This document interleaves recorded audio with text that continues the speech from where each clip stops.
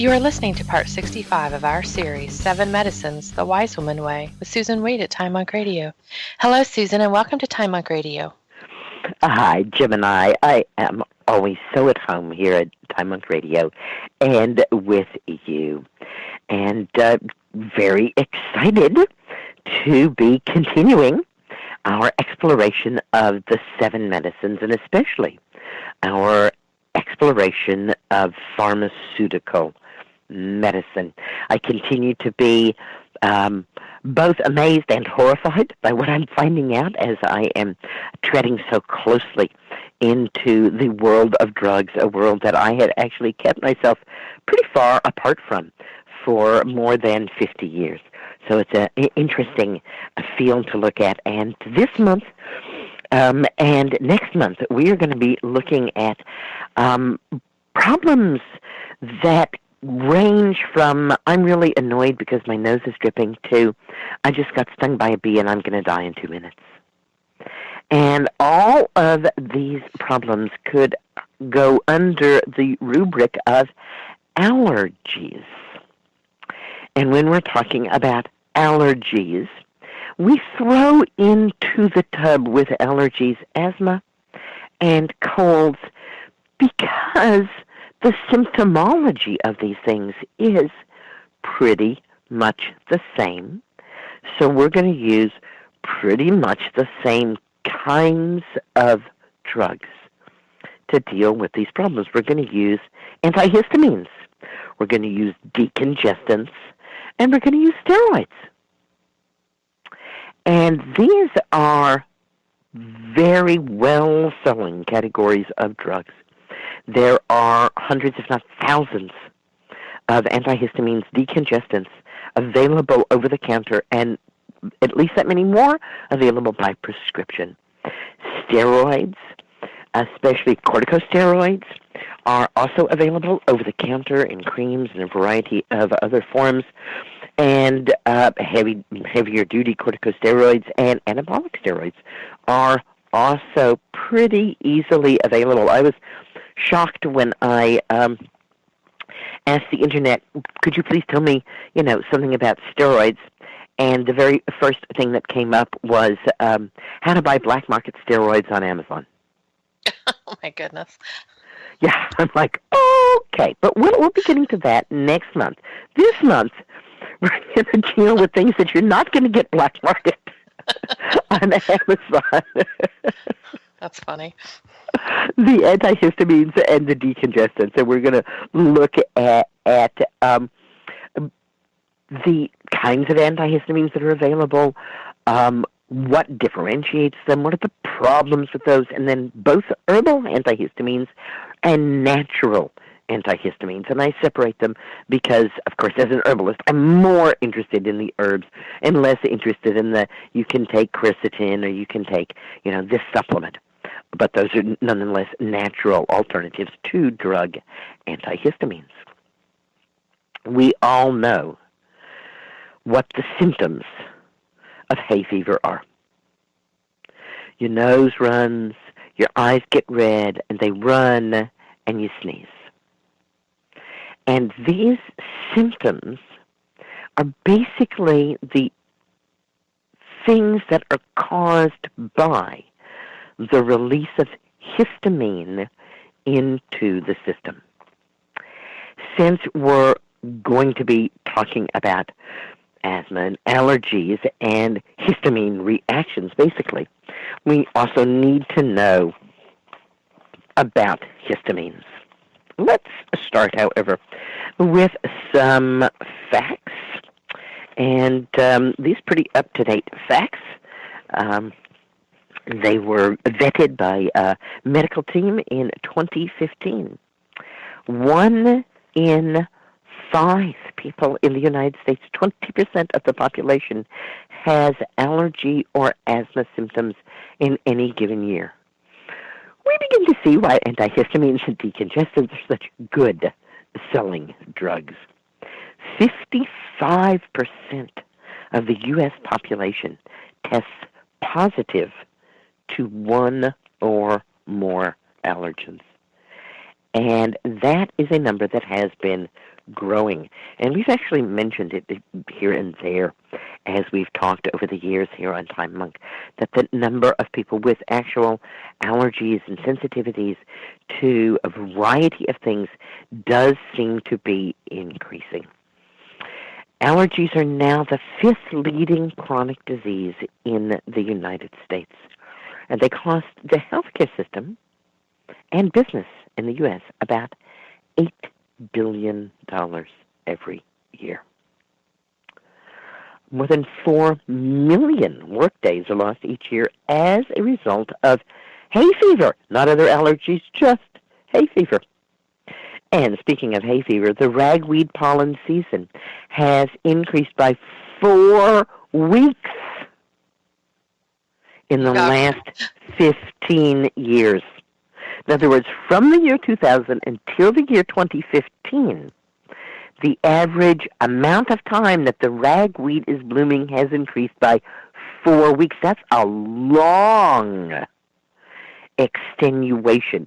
And ragweed pollen is certainly one of the worst for people with hay fever. We have talked about this before, and when we talk about natural antihistamines and histamine, we will talk more about what's going on and why the pollen of ragweed and other what I call invisible flowers is the pollen that we're going to react to, not the pollen of roses or daisies. The flowers that you can see, those are not making pollen that you react to. It's the little green flowers, the ones you can't see, that are really doing that. We believe, of course, that part of the reason that there's more allergies and more allergens is global warming.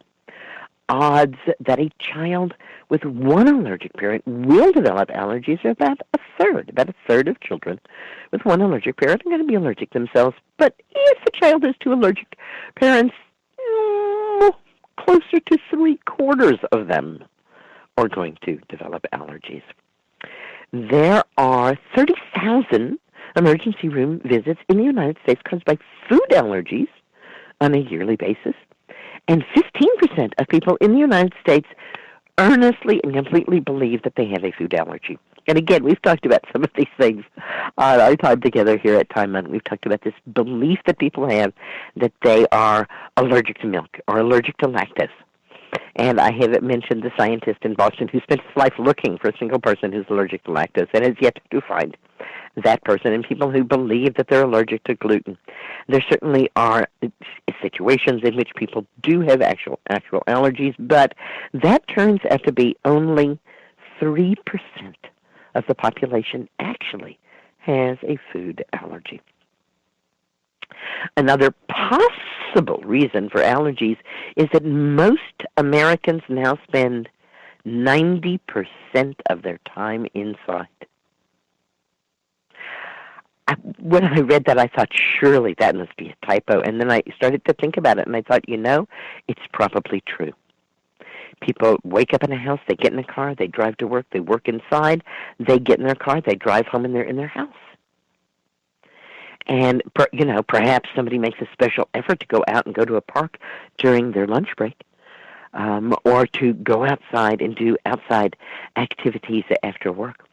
But more and more people are being sensitized to outdoor things because they're not in touch with those outdoor things. As a matter of fact, I don't know if you noticed, there was just a big news flash that all the pediatricians in the United States have come out and saying, feed your child peanuts early and often, because we now know that withholding peanuts from kids is what actually makes them allergic. I did not read that. That's interesting. Yeah. So more and more we are understanding, and we've seen this all along, as the rates of asthma and allergies have risen, and we've been looking more and more at, as to what it could be. We certainly find that indoor pollution is stunningly important. In fact, there's 2 to 100 times greater amount of pollutants in most houses and buildings than there are outside. Now, 2 to 100, that's a big span. It depends on, is there smoking in the house? Are candles burned in the house? Is incense burned in the house?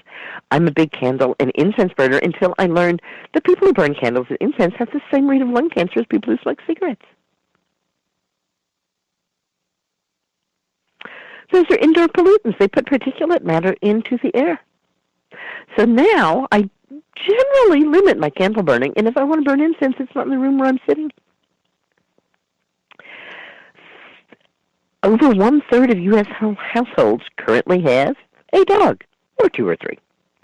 And a little less than that, about 30% of U.S. households have a cat, or 2 or 4.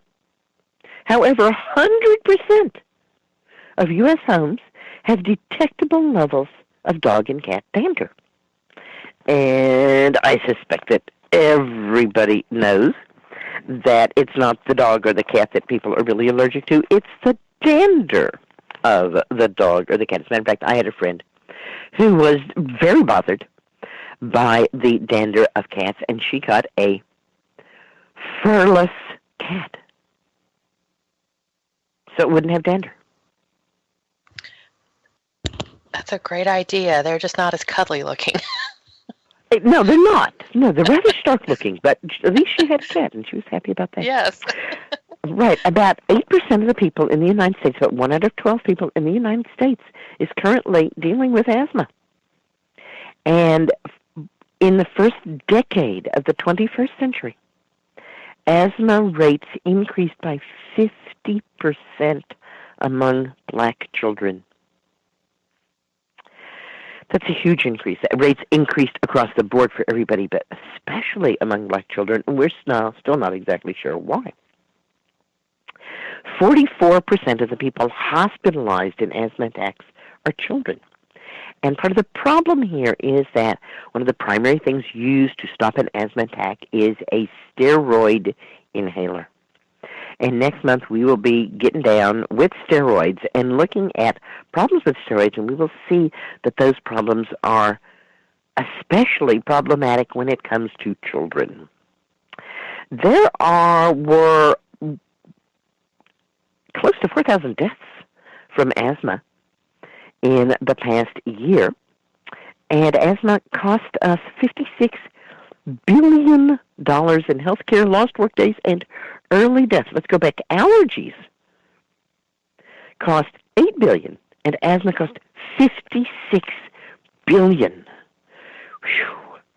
1 out of 3 people who have chronic allergy-like symptoms, we just named them, runny nose, congestion, cough, runny eyes, don't have allergies. They have what the doctors call non-allergic rhinitis. So there is something is aggravating your nose, but it ain't actually an allergy.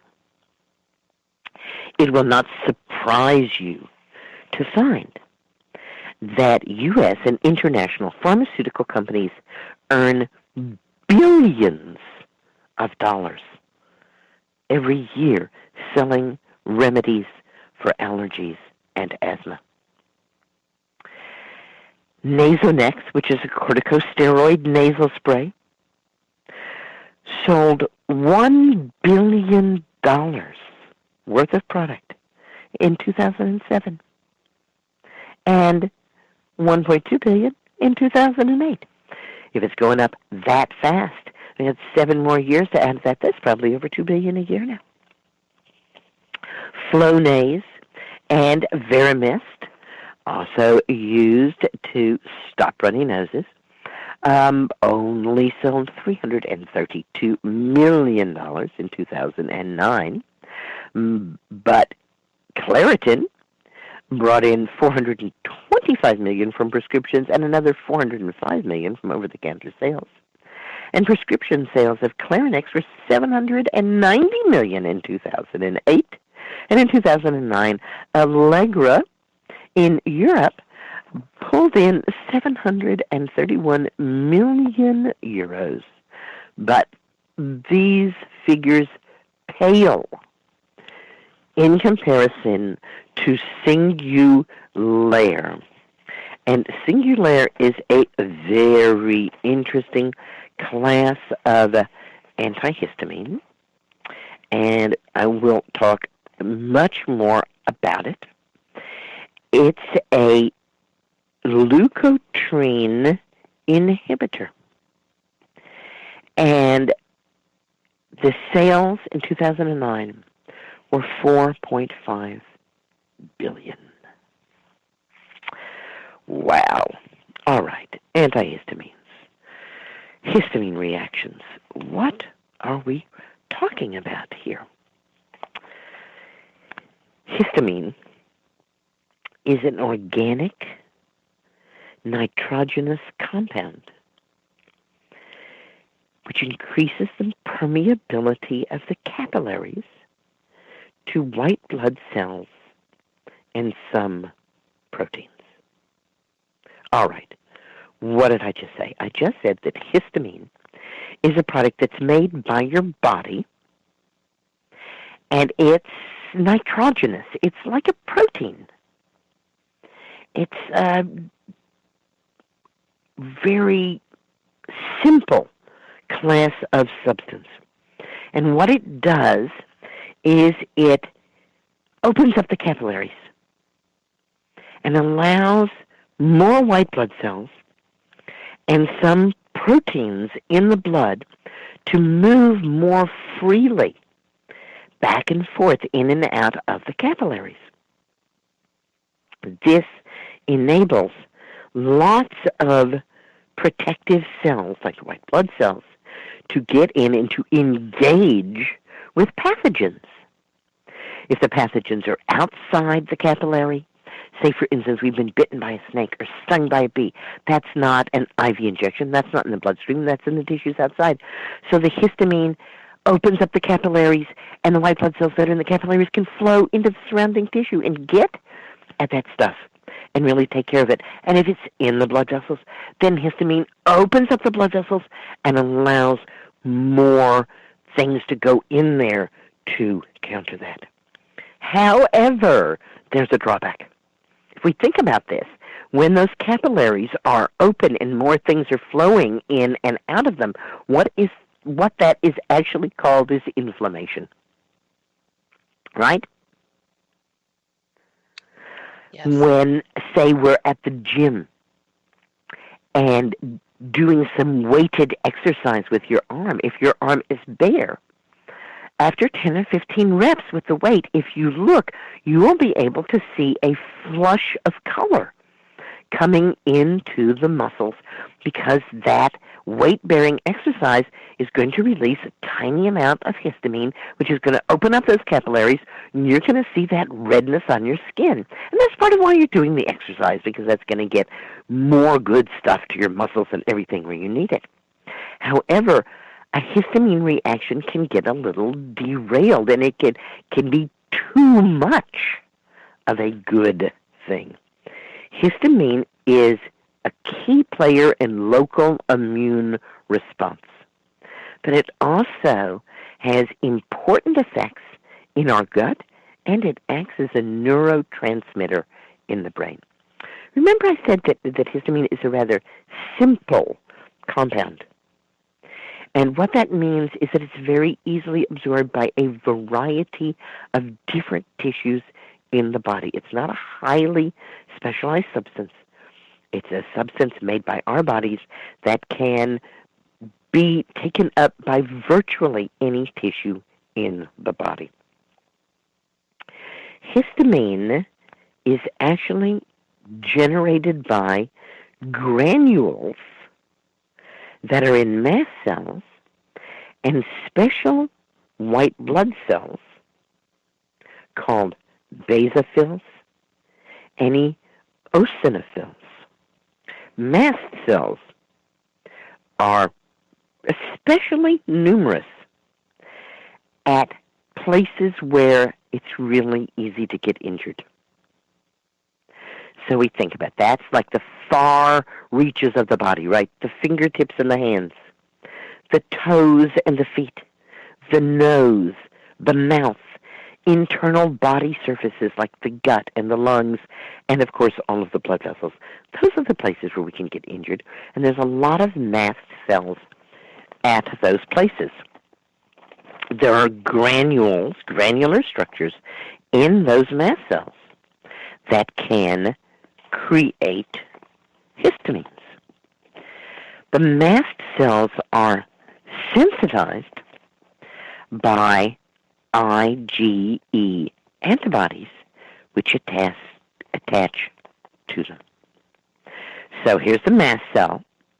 The mast cell is at the places where it's pretty easy for us to get injured. And this antibody attaches to it.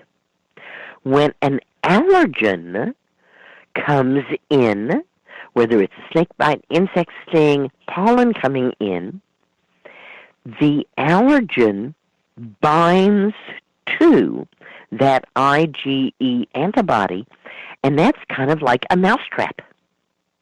As soon as that happens, the histamine that's in that mast cell gets released and more starts being made.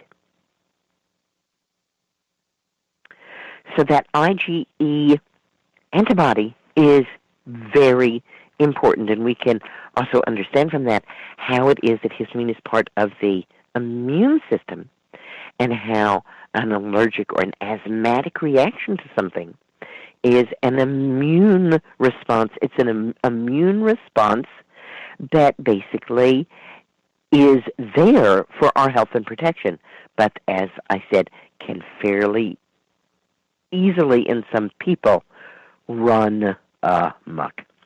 There are drugs like morphine and curare which actually get into the mast cell and push the histamine out, so they actually cause release of histamine. Also, antibiotics, polymyxin especially, stimulates histamine release. Most of the time, if a doctor is going to prescribe an antibiotic, they will say, have you ever had an allergic reaction to an antibiotic? And this is what they mean. Did you have a strong histamine reaction to that antibiotic? Histamine is really small. Remember I said that it's simple. It's also small. Histamine has 17 atoms. That's mind-bogglingly small. It's one of the reasons it's really very useful compound in the body because it's small, it's simple, and it can get around. We know right now of 23 different life-critical physiological functions that histamine is involved in. Of course, most of us just think of histamine as being, wow, I've been stung by a bee. Look, it's swelling up and turning red. That's a histamine reaction. But histamine does a whole lot more than that. Histamine is not only small, histamine is not only simple, but histamine carries a charge and is incredibly flexible. So it interacts and binds at many, many sites in the body. Some of the most important of the functions of histamine include vasodilation and blood pressure, effects on nasal mucous membrane, sleep-wake regulation, gastric acid release, protective effects, erection and sexual functioning, schizophrenia, multiple sclerosis. A lot of things histamine is doing there. So, I found the amazing things that histamine did in my body pretty amazing. And we're going to finish up this week's show by sharing some of the specifics here about histamine. And then we'll come back next week and we'll really get into the antihistamines and the decongestants, see what's out, what's available, what's good, what the side effects are. And then the last 2 weeks of the month, we will look at some herbal and natural options instead of drugs. When histamine is released, it causes blood vessels to dilate. And that causes a fall in blood pressure. In fact, this is the key mechanism in anaphylaxis. And we think that what happens is that histamine releases nitric oxide, hyperpolarizing factors, and other compounds from endothelial cells in the blood vessels themselves. I don't know if you've ever been around someone starting to have anaphylactic reaction to something that's very scary. Basically, when we are injected with some kind of venom, let's say we're bitten by a snake or stung by a bee, the venom, the poison from the sting, hooks to the IgE and springs open the histamine trap, and histamine floods that local area. And this is very smart and very wise, because what that means is that that venom or that toxin is going to stay right there, and that a great number of cells that can cart it away are going to come to that place, and it's not just going to run all over the place. So histamine actually acts a little bit as a jailer there.